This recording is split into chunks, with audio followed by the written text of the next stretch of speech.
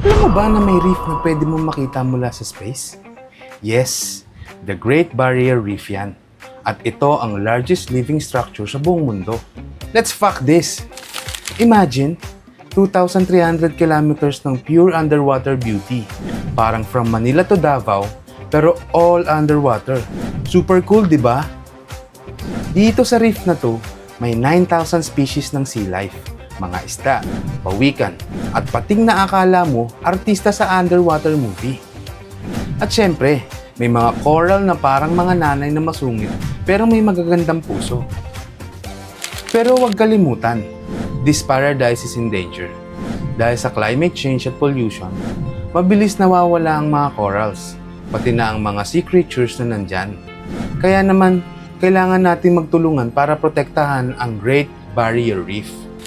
Baka may personal experience ka sa The Great Barrier Reef. Pag-usapan natin sa comment section. Like, share, follow for more. See you in the next video.